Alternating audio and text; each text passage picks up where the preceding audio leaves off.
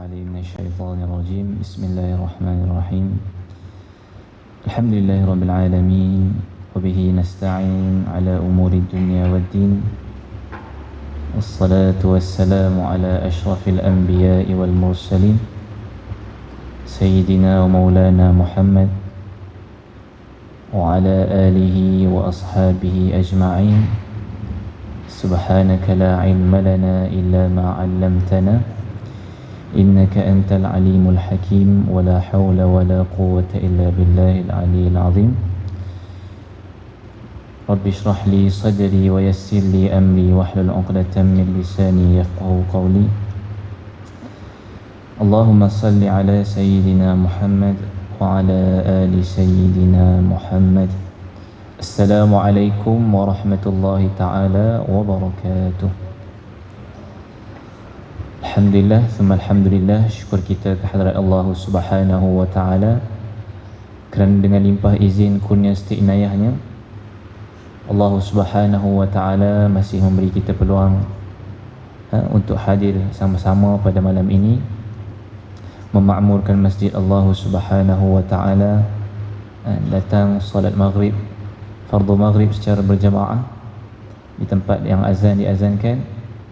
Kemudian sementara menunggu fardu isyak, kita duduk sebentar untuk kita mendengar sedikit perkongsian yang mudah-mudahan di mana perkongsian malam ini mudah-mudahan memberikan kita satu input yang baru, memberi kita satu ilmu yang akan membekalkan kita insya-Allah, dan membekalkan pahala untuk kita lah insya-Allah. Yang keduanya, selawat serta salam ke atas Nabi SAW serta ahli keluarganya dan juga sahabatnya.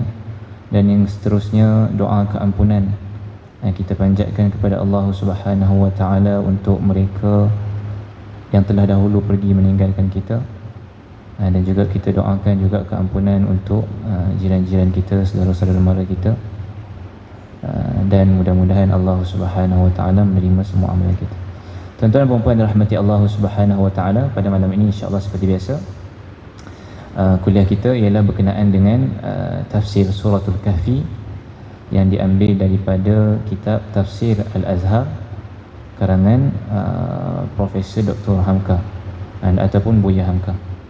Dan pada malam ini tuan-tuan dan puan-puan, kita berada pada ayat yang ke hari itu yang terakhir, ayat yang ke-10. Ayat yang ke-10. Jadi maknanya malam ni kita bermula, kita ambil balik ayat yang ke-10 tersebut dan kita baca insya-Allah sampai ayat yang ke-15.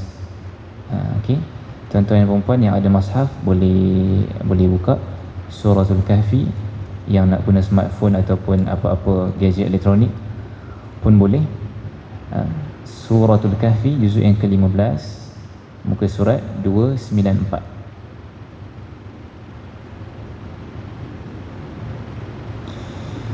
Kita bermula pada ayat yang ke-10.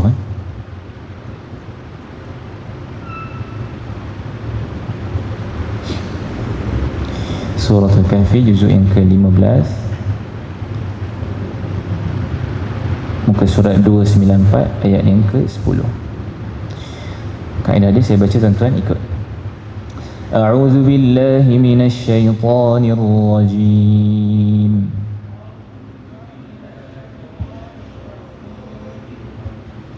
Bismillahirrahmanirrahim.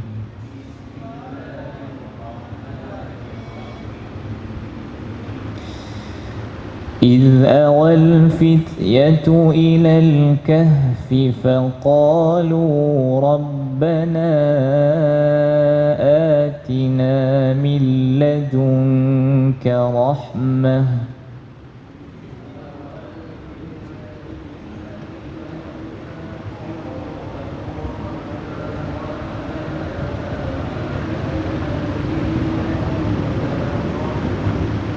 ربنا آتنا من لدنك رحمة وهيئ لنا من أمرنا رشدا.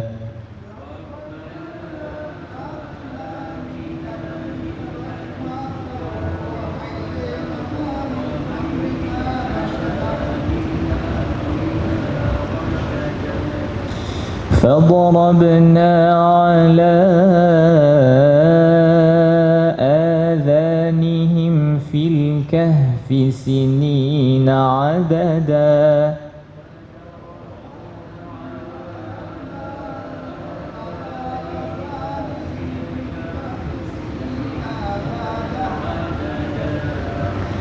ثم بعثناهم لنعلم أي الحزبين أحصى لما لبثوا أمدا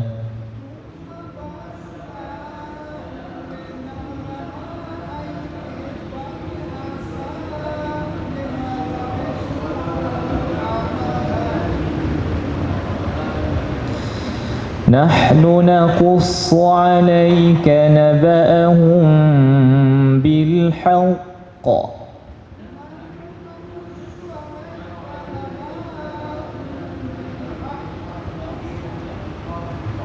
إنهم فتية آمنوا بربهم وزدناهم هدى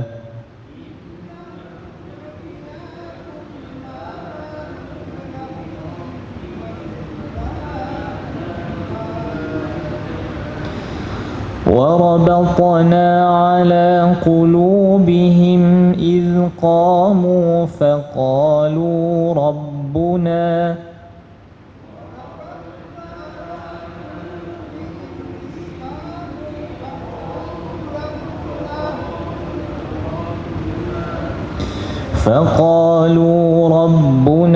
رب السماوات والأرض لن ندعو من دونه إلها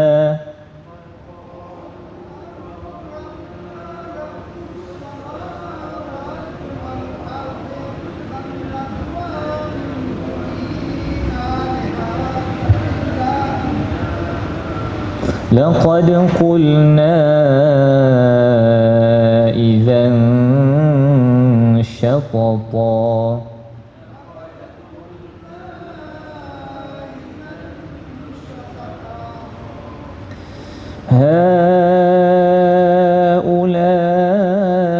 هؤلاء قومنا اتخذوا من دونه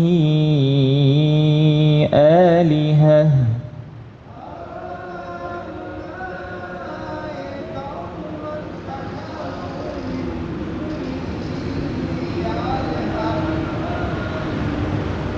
لولا يأتون عليهم بسلطان بين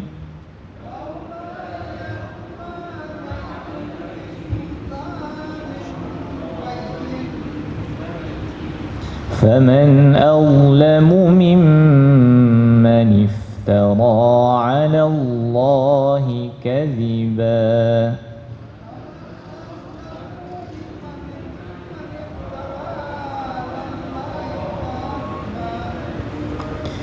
صدق الله العظيم.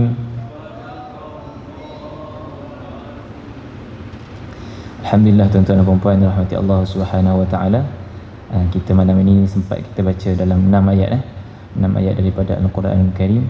Alhamdulillah setiap satu huruf diganjarkan oleh Allah Subhanahu wa taala dengan satu hasanah wal ashru bi amsalha wal hasanatu bi ashri amsalha. Kata Nabi sallallahu alaihi wasallam, satu huruf kita diganjarkan dengan satu hasanah, dan satu hasanah ni bersamaan dengan 10 pahala. Besarnya kita membaca Al-Quran punya pahala. Tuan-tuan dan puan-puan rahmati Allah Subhanahu wa taala, kalau yang datang subuh tadi pagi lah, alhamdulillah kita ada berlaku sedikit dari sudut penyusunan ayat dalam Al-Quran. Al-Quran ni dia cetakan baru. Al-Quran yang imam pakai ni, yang kat depan ni imam baca pagi-pagi, dia cetakan barulah. Dia keluaran Mashaf Madinah, dia yang baru. So ada setengah muka surat, dia ayat dia ada panjang daripada yang muka surat Quran tuan-tuan baca, dan ada setengah muka surat dia lebih pendek daripada ayat yang ada dalam Quran yang tuan-tuan baca.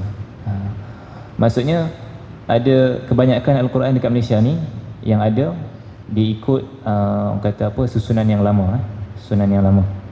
Dan ada pun yang ni dia cetakan terbaru dan di susunan dia lain sikit lah. Susunan ayat je yang lain, ayat masih sama. Sebab Al-Quran ni dia memang kita tak akan boleh ubah sampai ke hari kiamat. Cumanya dari sudut penyusunan baris tu saja. Sebab tu ada setengah Al-Quran biasa satu juzuk dia ada 20 muka surat. Setengah Al-Quran yang biasa kebanyakannya lah, bermakna ada 20 muka surat, bermakna ada 10 lai lah. Satu lai bersamaan dengan 2 muka surat kan, satu lai 2 muka surat depan belakang. Biasa Quran ada 10 helai dalam satu juzuk. Biasa tuan-tuan boleh kira, dan ada 15 baris. Itu Quran yang biasa, kebanyakannya lah. Dan ada setengah Quran dia biasa India Pakistan pakai Quran ni lah, Quran Majid kan, kalau kita biasa tengok kan, tulisan dia pun lain sikit, dia punya font dia lain. Al-Quran tu dia satu muka surat dia ada 20 baris, dan dia punya satu juzuk dia hanya ada 7 helai saja. Maknanya dia ada 14 muka surat je. Maknanya kalau nak hafal Quran tu dia cepat habis sikit lah. Okay.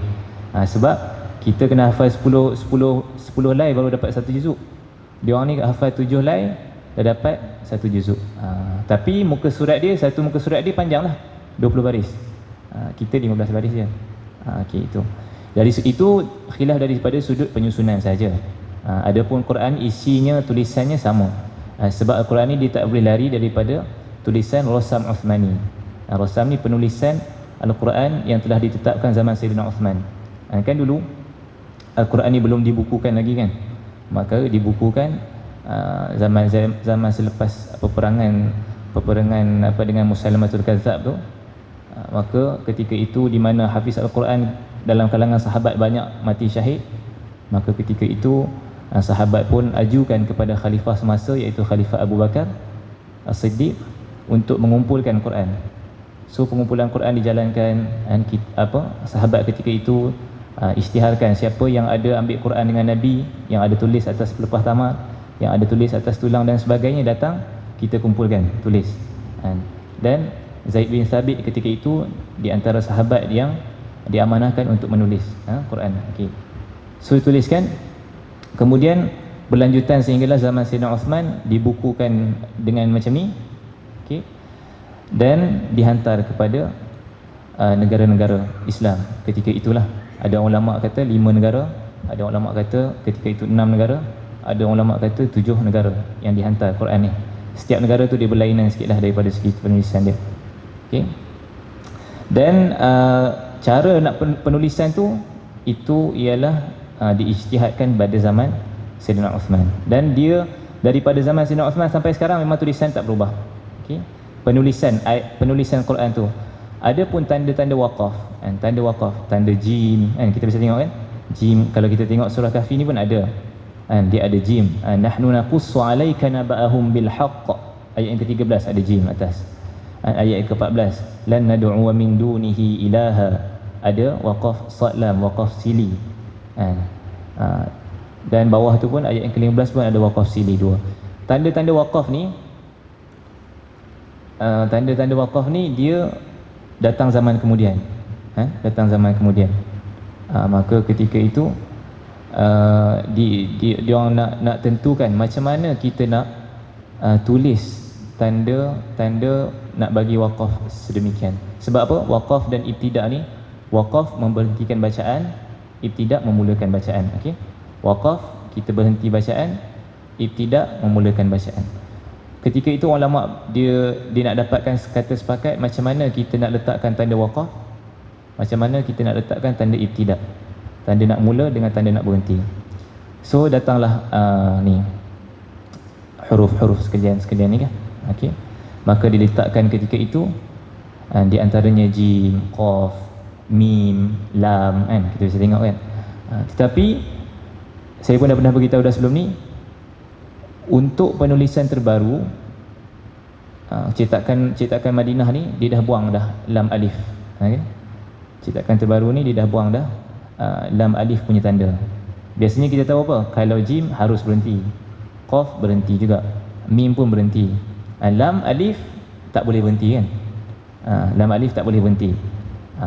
Tapi tak boleh dekat situ, tak boleh tanda makruh lah. Okey, kita tak digalakkan berhenti dekat situ. Dan sekarang ni tanda tu dah dibuang oleh lajnah ataupun oleh ahli jawatan kuasa yang memegang ahli jawatan kuasa tashih Quran di Madinah sana. Yang dulu punya dia letak, sekarang ni ahli jawatan kuasa baru dia buanglah. Sebab itu adalah ijtihad masing-masing. Dia tak ada kena-mengena dengan zaman Nabi ada tak waqaf jim, tak ada. Waqaf lam tak ada zaman tu. Dia datang kemudian. Maka tuan-tuan dan puan-puan dirahmati Allah Subhanahu Wa Taala, sebab itulah kalau kita tengok ada setengah Quran dia punya susunan dia lain, itu je lah. Susunan ayat dia lain. Adapun isi dia masih sama, tulisannya masih sama. Tak ada yang berubah baris, tak ada yang berubah. Semuanya kita kena baca sebagaimana yang telah diturunkan oleh Allah Subhanahu Wa Taala melalui malaikat Jibril dan dibacakan oleh Nabi sallallahu alaihi wasallam kepada sahabat-sahabat, dan berterusanlah bacaan tersebut sehingga ke hari ini. Dan dalam Al-Quran inilah tulisan yang benar. Tuan-tuan dan puan-puan dirahmati Allah Subhanahu Wa Taala. Itu. Kemudian kalau kita tengok, kita ambil satu tajwid pada malam ini. Ayat yang ke-10, ayat yang pertama kita baca. A'udzubillahi minasyaitonirrajim. إذ أوى الفتية إلى الكهف فقالوا ربنا آتنا من لدنك رحمة وهيئ لنا من أمرنا رشدا. Okay, إذ, perkataan yang pertama tu إذ. Bagaimana nak sebut dia? إذ, zal, إذ. Dia tak boleh baca IZ. Kuat sangat tak boleh. Sebab itu akan kita termasuk dalam zai punya kan. Z, bunyi tu. Bunyi baz tu, z, itu zai punya sifat. Adapun zal, dia makhraj dia di ujung lidah. Ujung lidah. Maka siapa yang tak ada lidah, dia susah nak sebut zal lah, tak boleh. Dan zal ni disebutkan macam mana nak sebut dia? Kita kena letak ujung lidah dekat gigi. Zal. Gigi dua ni, lidah sini kan, lidah kan. Kita kepit sikit lidah. Zal. Di sini zal. Nampak? Kepit sikit, tarik belakang. Zal, za, iz awal. Dia tak boleh tak bunyi. Kan? Sebab dia ujung lidah dia kena dengan gigi. Iz awal. Kalau kita terkeluar lidah banyak sangat, iz awal, tak boleh juga. Sikit iz awal. Okey. Dan dia berkongsi makhrajnya dengan 3 huruf lah. Zal, fa, alif bata, fa dengan wa. Zal, fa dengan wa. Sebut wa macam mana? Sama juga. Wa, minal zalimin. Minal zalimin sikit. Minal wa. Dia tak boleh minal za. Lidah tak keluar. Kalau lidah keluar lebih sangat, minal zalimin, tak boleh juga. Sikit je. Minal zalimin. Ujung lidah kena dekat gigi dua, kacik sikit je ujung lidah. Minal zalimin. Allah, sama juga. As-sa, falafila.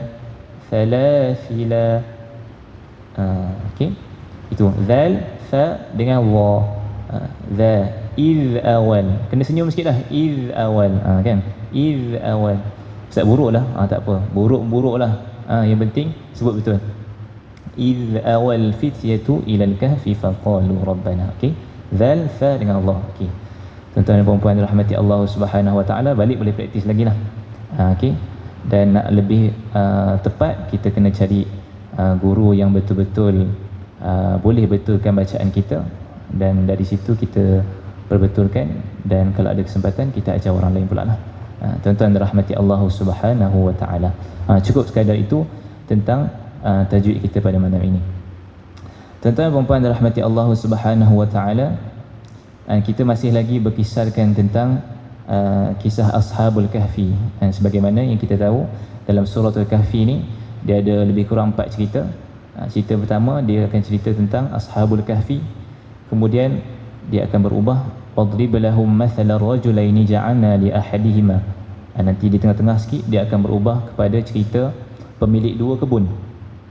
Kemudian nanti apabila di akhir-akhir juzuk yang ke-15, wa idh qala Musa li fatahu la abrahu hatta ablugha majma'al bahrain aw amdiya huquba. Cerita tentang perjalanan Nabi Musa dengan Nabi Khidir alaihi salam. Kemudian last sekali akan masuk cerita wa yas'alunaka 'an dzil qarnain. Cerita tentang Raja Zulqarnain. Okey, ada 4 ceritalah lebih kurang dalam suratul Kahfi. Adapun kita sekarang berada pada ayat yang ke-10, kita masih lagi berada pada cerita Ashabul Kahfi. Tuan-tuan dan puan dirahmati Allah Subhanahu wa taala, ayat yang ke-10 bermaksud iaitu seketika berlindung beberapa orang pemuda ke dalam sebuah gua, ilal kahfi. Faqalu, mereka ini Ashabul Kahfi ni berkata, Rabbana atina min ladunka rahmah. Wahai Tuhan kami, berikanlah kepada kami dari sisimu rahmat. Wahai lana min amrina rasyada, dan sediakan kiranya untuk kami dalam keadaan kami ini suatu tuntutan ataupun suatu petunjuk. Rasyada, suatu petunjuk. Tuan-tuan dan puan dirahmati Allah Subhanahu wa taala, ayat ini ialah mengandungi ayat doa. Rabbana Rabbana Rabbana ni doa lah. Wahai Tuhan kami. Dia berbeza sikitlah ayat ya Allah dengan Rabbana. Ya Allah, wahai Tuhan kami, ya Allah. Rabbana, wahai Rabb kami. Rabbana ni dia dari segi bahasa dia macam istilah kita ayat nak mengadu lah. Ayat nak mengadu, Rabbana, ya Rabb, ya Rabb. Itu ayat yang lebih lembut daripada kita sebut ya Allah. Okay? Allahumma, ya Allah, Rabbana. Itu Rabbana lebih lembut. Dalam, kalau kita tengok dalam tafsir Tuan Guru Ni Aziz kata apa? Ini ayat manja di antara hamba dan Tuhannya. Ya Rabb, Rabbana, wahai Tuhan kami. Rabbana atina min ladunka rahmah. Wahai Tuhan kami, anugerahkanlah kami satu rahmat. Rahmat ni tuan-tuan dan puan-puan, dia bermaksud belas kasihan ataupun belas ihsan. Rahmat. Di sini Ashabul Kahfi meminta rahmat kepada Allah Subhanahu wa taala. Sebab apa? Sebab mereka ni dah perjalanan mereka jauh. Kejap lagi ke depan kita tengok macam mana mereka ni boleh masuk dalam gua. Mereka ni tinggalkan mereka punya harta. Mereka ni anak orang kaya, anak orang pembesar di zaman tu. Mereka dah tinggalkan semuanya dan mereka lari ke dalam gua. Ketika itulah mereka minta rahmat daripada Allah Subhanahu wa taala. Rahmat ni apa dia? Dia kata tuan guru kata Ni Aziz dalam tafsir dia, tafsir Ni Aziz ni kata apa? Allah yarham Tuan Guru Ni Aziz kata rahmat ni dia ialah satu benda yang lebih luas daripada belas ihsan sebenarnya. Dia memang dalam kamus kita akan jumpa belas ihsan ataupun belas kasihan, rahmat ni. Tetapi kata Allah yarham Tuan Guru Ni Aziz, dia lebih besar pada tu. Akan tetapi sebabkan dalam bahasa Melayu tak jumpa perkataan tu, maka kita gunakan dulu belas kasihan, belas ihsan ni. Maknanya luas lagi lah. Dia bagi satu contoh, sebagaimana kalau kita jumpa seseorang untuk kita minta pertolongan, minta duit, dan dia seumpama dia bagi cek kosong dekat kita. Tuan Guru Ni Aziz bagi contoh. Dia bagi cek kosong, tulislah berapa nak. Kan? Kalau kita minta, ya Allah, ya Tuhan kami, belikanlah kami makanan yang cukup pada hari ini. Maknanya kita minta makanan yang cukup pada hari itu. Okay? Kalau dalam cek tu seumpama kita letak, saya nak minta RM300 sebagai contohlah. Tapi kalau kita minta rahmat Allah Subhanahu wa taala, seumpama kita diberikan cek yang kosong, kita letak RM1 letak, Allah akan beri, insya-Allah. Sebab itulah rahmat ni ialah satu perkara yang luas. Dia seumpamanya apa-apa yang terbaik untuk aku ya Allah Engkau bagilah. Apa sahaja yang terbaik ya Allah, hari ini aku kurang ilmu dalam pengamalan agama, maka Engkau bagilah ilmu kepada aku. Ya Allah, hari ini aku kekurangan harta, kan, rumah nak bayar, kereta nak bayar, hutang lagi, kan? Maka ketika itu Allah bagilah rahmat. Maka rahmat itu ialah bermaksud mencukupkan segala keperluan kita di dunia. Itu maknanya rahmat. Dan ada satu lagi doa Nabi SAW ketika mana Sayyidina Anas radhiyallahu taala anhu, ketika mana dia ditanya Nabi SAW ni, apakah doa yang paling banyak Nabi SAW baca, minta. Kathirud doa Nabi SAW ialah apa? Doa yang paling banyak Nabi sebutkan ketika Nabi berdoa ialah Rabbana atina fid dunya hasanah wa fil akhirati hasanatan wa qina azabannar. Itu doa paling banyak. Doa yang paling banyak Nabi SAW minta, itulah doanya. Ketika mana Sayyidina Anas tahu tentang hadis ni, dia yang meriwayatkan hadis ni, maka disebutkan Sayyidina Anas ni ketika mana dia nak berdoa, dia akan doa dengan doa tu. Dan kalau dia ada doa-doa yang lain pun, dia akan selitkan doa tu dalam doa dia. Doanya macam mana? Rabbana atina fid dunya hasanah. Wahai Tuhan kami, berikanlah kami di dalam dunia ini hasanah, kebaikan. Kita minta umum. Doa ni kalau orang yang bijak, dia akan doa jami'. Orang kata lafaz jami'. Dia tak minta satu-satu, dia minta jenis borong. Kita minta kebaikan di dunia. Apa saja kebaikan di dunia? Apa je kebaikan? Sebut. Semuanya kita minta di dunia. Umur panjang ke, sihat tubuh badan, keluarga diselamatkan daripada malapetaka dan sebagainya, segalanya. Apa yang ada kebaikan di dunia kita minta dengan satu lafaz doa tu je. Wa fil akhirati hasanah, dan juga berikanlah kami dekat akhirat, di akhirat hasanah, kebaikan hasanah di akhirat. Dan kita juga minta apa saja kebaikan di akhirat, berilah kepada kita. Wa qina azabannar, dan selamatkanlah kami daripada azab api neraka. Inilah doa yang paling banyak disebutkan, diucapkan, didoakan oleh Nabi SAW di dalam doanya. Mudah ya, kita pun dah biasa amal. Jadi tuan-tuan, kalau nak pergi kerja ke, kalau nak makan ke, selepas solat tak banyak baca doa tu je lah. Angkat tangan, Rabbana atina fid dunya hasanah wa fil akhirati hasanah wa qina azabannar. Amin. Okey, cukup. Cukup doa kita itu sudah mencukupi. Tapi kalau doa yang lebih panjang, lebih baiklah. Sebab apa? Sebab Allah Subhanahu wa taala beritahu dalam Quran, wa idza sa'alaka 'ibadi 'anni fa inni qarib ujibu da'watad da'i idza da'an falyastajibu li wal yu'minu bi la'allahum yarshudun. Wa idza sa'alaka 'ibadi, apabila hamba-Ku tanya kepada engkau wahai Muhammad tentang aku, kata Allah, fa inni qarib, katakanlah sesungguhnya aku ini dekat. Dan Allah Subhanahu wa taala beritahu dalam surah Al-Baqarah, ujibu da'watad da'i idza da'an, dan aku akan menerima, aku akan menjawab permohonan mereka, doa mereka apabila idza da'an, apabila mereka berdoa. Doa kita tak akan ditolak, cuma persoalannya bila yang kita akan dapat dan bagaimana kita akan perolehi doa kita. Itulah caranya Allah Subhanahu wa taala sahaja yang tahu. Tetapi dari sudut penerimaan, Allah Subhanahu wa taala terima insya-Allah semua doa kita. Tuan-tuan dan puan-puan dirahmati Allah Subhanahu wa taala.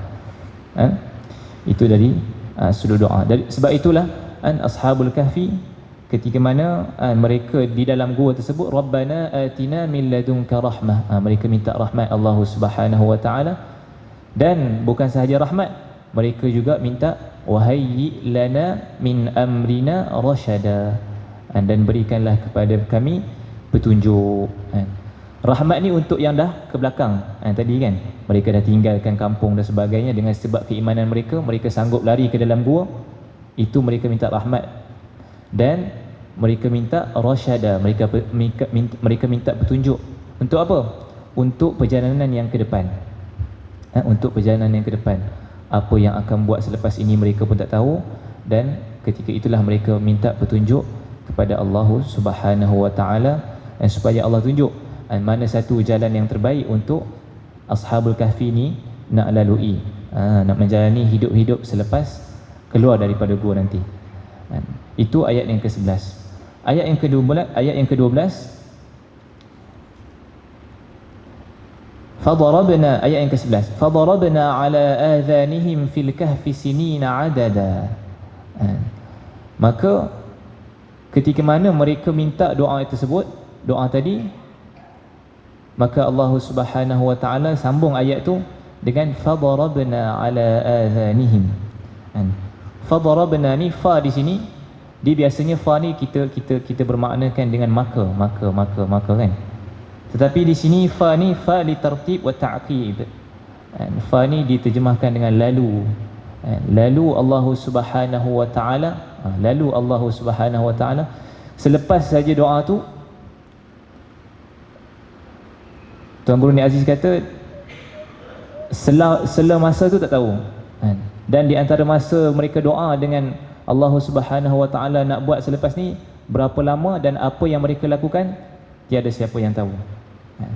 Tetapi apa yang Allah buat, fadarabna ala adhanihim, lalu Allah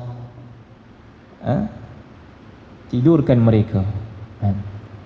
Lalu Allah tidurkan mereka dengan fadarabna ala adhanihim, lalu Allah sumbatkan telinga-telinga mereka. Sebab Allah Subhanahu wa taala nak bagi mereka tidur dengan aman. Allah tak sebut perkataan apa, fanawwamnahum, maka Allah tidurkan mereka, tak. Nama kan, naum, as-salatu khairun minan naum, salat itu lebih baik daripada tidur. Allah tak pakai perkataan apa, fanawwamnahum, maka aku tidurkan mereka, lalu aku tidurkan mereka, tak. Allah kata apa, fadarabna ala adhanihim, lalu aku sumbat lubang telinga mereka. Sumbat dengan apa? Wallahu ta'ala alam. Allah saja yang tahu. Sebab apa? Sebab kalau kita tidur, biasanya mata kita memang tak ada masalah, mata kita tutup, kan? Ada setengah orang je yang mata dia agak terbuka sikit, kan, tidur. Takut juga kalau tengok. Tapi biasanya semua orang mata tertutup ketika tidur, so mata tak ada masalah lah. Ada setengah orang dia walaupun lampu cahaya bagaimanapun dia boleh tidur, dia boleh tutup mata. Ada setengah orang dia kena gelap baru dia boleh tutup mata. Itu hal mata lah, mata tak ada masalah. Adapun telinga, kita ni biasa jaga disebabkan oleh bunyi bising, kan, bunyi horn motor kadang-kadang, bunyi anak bising ke. Semalam saya tidur tengah hari, saya dah bajet dah nak tidur ni sampai pukul 2, sejam lah, dah kunci jam. Tiba-tiba baru 5 minit dah abah, anak dah datang telinga lah. Jadi tak jadi nak tidur. Terus dia ajak main dan sebagainya, dah hilanglah sejam yang diazamkan tersebut. Sebab apa? Sebab telinga kita diganggu dengan bunyi. Dan apa-apa sajalah, kalau kita pagi-pagi nak bangun, kita set alarm supaya telinga kita dengar dan kita terjaga. Tetapi lain cerita dengan Ashabul Kahfi ni. Mereka ditutupkan telinga mereka oleh Allah Subhanahu wa taala, lalu mereka tidur selama walabithu fi kahfihim 300 sinina wazdadu 9, 309 tahun. Tak dengar apa? Mustahil lah 300 tahun tu tak hujan, kan? Mustahil lah 300 tahun tu tak ada kilat dan sebagainya. 309 tahun tuan-tuan, mereka tidur tak sedar diri, tak sedar. Fadarabna ala adhanihim fil kahfi, mereka tidur, lalu Allah Subhanahu wa taala sumbat telinga mereka. Fil kahfi, mereka tidur di dalam gua tu. Fadarabna ala adhanihim fil kahfi sinina adada, beberapa tahun. Thumma ba'athnahum, seterusnya Allah Subhanahu wa taala bagi tahu, thumma ba'athnahum, maka kemudian kami bangunkan mereka. Ba'athnahum lina'lama ayyul hizbain ahsa lima labithu amada, kerana kami hendak buktikan siapa dari kedua golongan itu yang lebih sanggup menghitung berapa lamanya mereka tinggal di situ. Sebab apa? Sebab apabila dah cukup masa, Allah Subhanahu Wa Taala bangunkan mereka, dan bilangan mereka ni ada khilaf lah. Ada yang kata 7, ada yang kata 5, ada yang kata 6 orang dalam gua tersebut, Ashabul Kahfi ni. Kemudian ceritanya waktu dibangunkan mereka, mereka bergaduh, bukan bergaduh lah, mereka berselisih pendapat tentang berapa hari kita tidur dalam gua ni sebenarnya. Dia terbahagi kepada dua golongan. Golongan yang pertama, beberapa orang dia berpendapat kita ni tidur sama ada setengah hari ataupun satu hari, itu je. Satu golongan. Satu golongan lagi kata tak, kita ni tidur lebih daripada setengah hari ataupun sehari.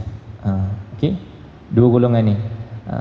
Maka ketika itulah datangnya ilham, seperti mana kata Buya Hamka, ertinya setelah semuanya dibangunkan dengan takdir ilahi daripada tidur yang nyenyak itu, bertanyalah di antara yang satu kepada yang lain, berapa lama kita telah tertidur dalam gua ini.